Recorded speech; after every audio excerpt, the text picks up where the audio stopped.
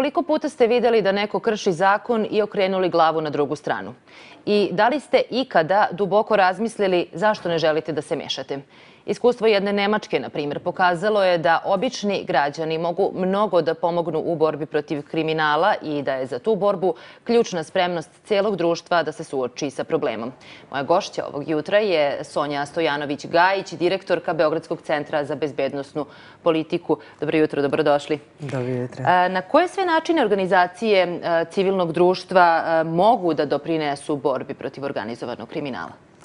Organizacije civilnog društva mogu da doprinesu istraživanjem fenomena, mogu da doprinesu pružanjem zaštite onima koji su ugroženi organizovanim kriminalom, kao što, na primjer, naše koleginice iz Astre rade sa žrtvama trgovine ljudima, pružaju im neophodnu pomoć, zaštitu, da se izvuku iz tog lanca, da dobiju psihološku pomoć, ali i pomoć pravnika da izdrže kroz bolan sudski proces i time pomogu i organima vlasti da se dokaže da je došlo do trgovine ljudima. Istraživački novinari, poput naših kolega iz Centra za istraživačko novinarstvo Srbije, ukazuju na postojanje organizovanog kriminala, veze sa elementima sistema i znamo da je priča Šarić upravo potekla od naših kolega iz CINS-a. Ali ono što je bitno i što smo naučili od gostiju iz Italije, koje smo ugostili prošli ponedeljak, jeste da organizacije poput moje, koje imaju ova znanja istraživačka i znanja o sistemu, nisu dovoljne. Da je neophodno da budu uključene lokalne organizacije ili čak samoorganizovani građani koji će da se osnaže i da prekinu zid ćutnje, upravo o ovom primjeru koji ste vi govorili, da kada znaju da se nešto loše dešava, nešto i preduzmu. Pomenuli ste sada trgovinu ljudima. Hajde da objasnimo samo našim gledalcima šta sve spada u organizovani kriminal. Organizovani kriminal ima različite forme i fenomene.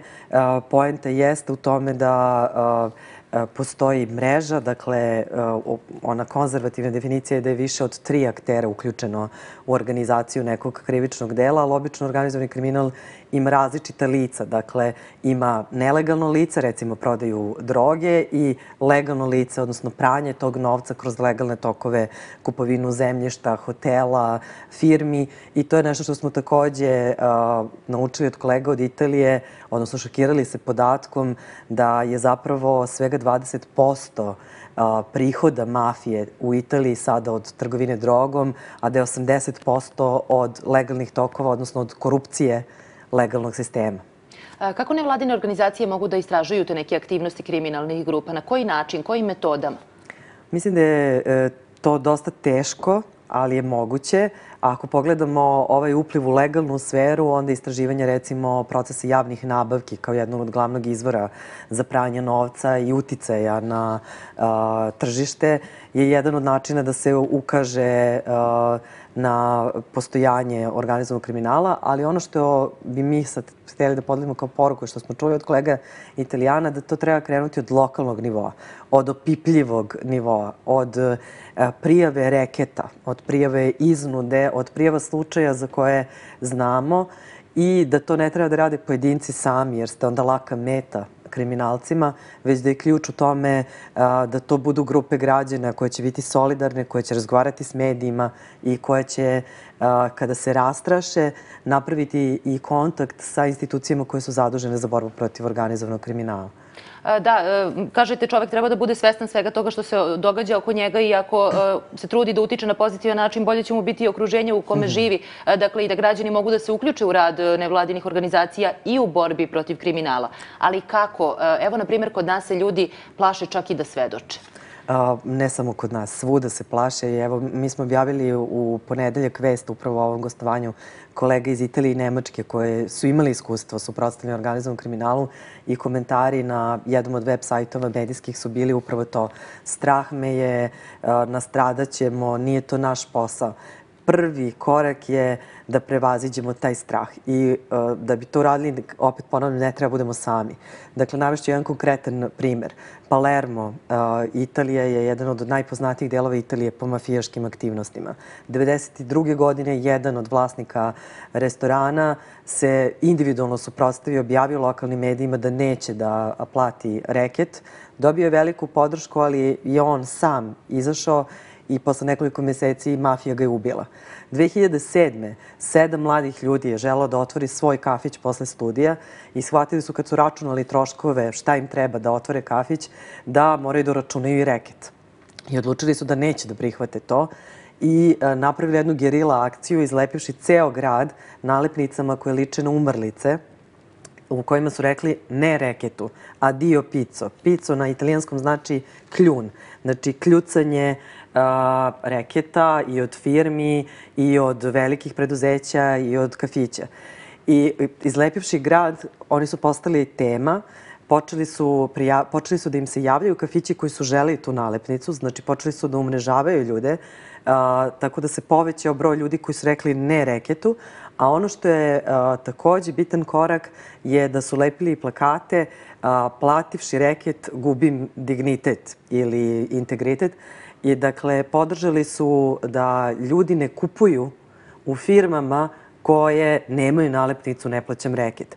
Dakle, da se promeni i kultura kod građana da mogu da bojkotuju firme za koje se sumnja da pristaju na to nepromenljivo stanje da mora da se plaća mafiji reket. Dakle, jedna grupa od 7 studenta samoorganizovana, ni sa kakvim resursima, bez nevladine organizacije i uspela da probudi ceo grad. Oni sada imaju više od 1000 kafića, restorana sa tim inicijativom. Pomenuli ste sada kafiće, restorane i reket. Jedna slična akcija je bila i 2007. godine u Duisburgu u Nemačkoj, Mafija ne hvala.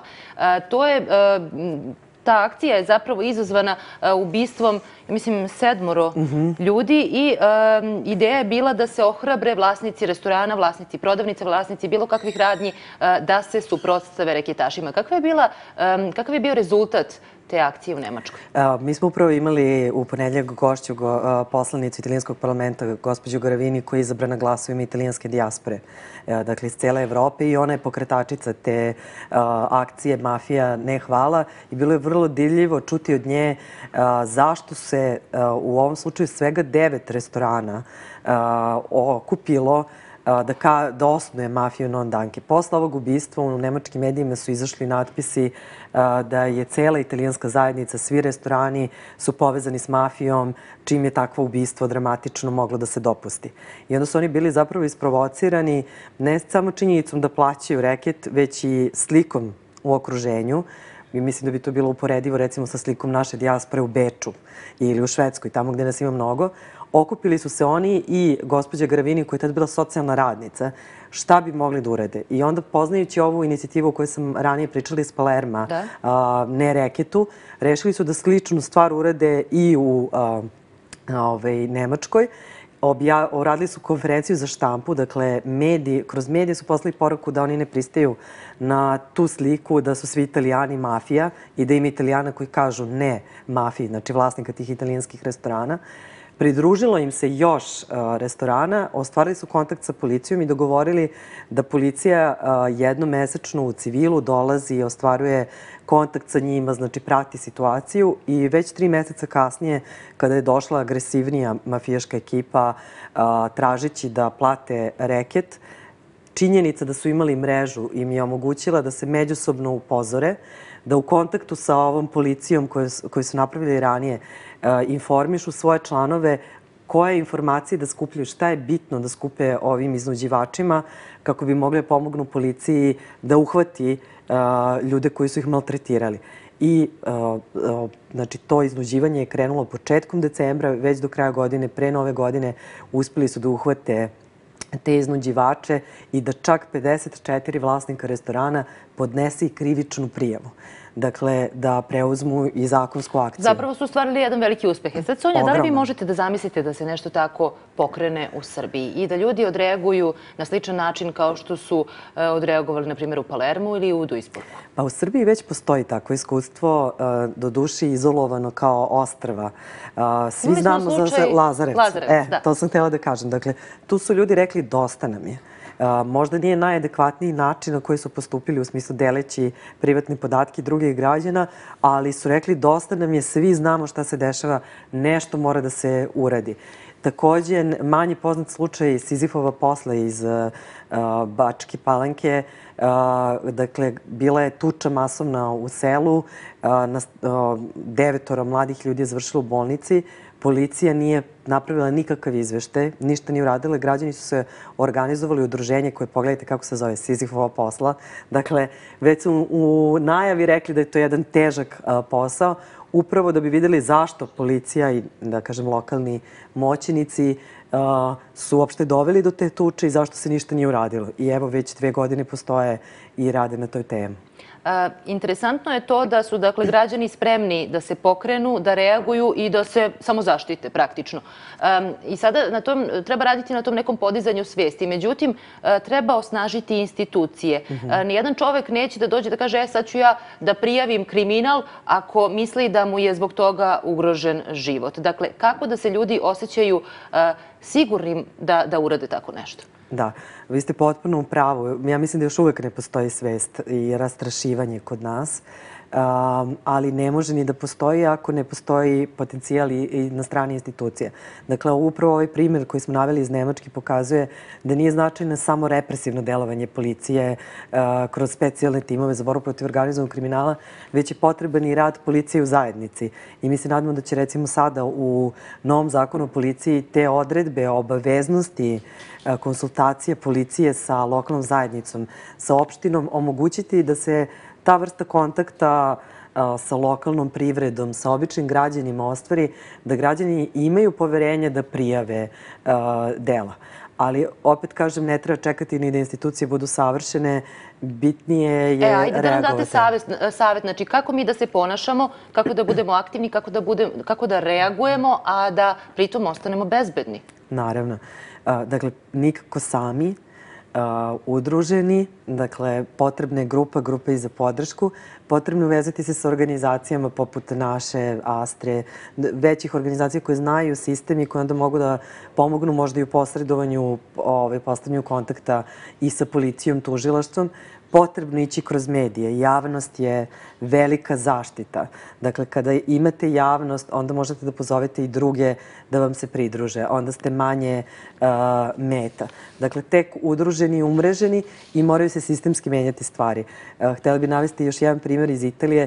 Dakle, izborili su se ne samo da se prijavi i procesuira, nego da se mafija napadne tamo gde ih najviše boli, a to je da im se oduzme kapital, imovina, koja se onda daje na raspolaganje što policiji, što lokalnim samoupravama, ali i organizacijama civilnog društva. I imate Liberu, najveću asocijaciju u Italiji za borbu protiv mafije, koja upravlja zemljištem oduzetim od mafije na kojem mladi ljudi gaje vino, testenine, maslinovo ulje sa markom da je to proizvod u kojoj nije ugrađena cena reketa za mafiju.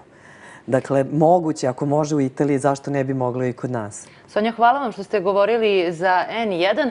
Sada sledi kratka pauza, pa se ponovo uključujemo u naše centre u Sarajevu i Zagrebu. Ostanite uz Novi dan.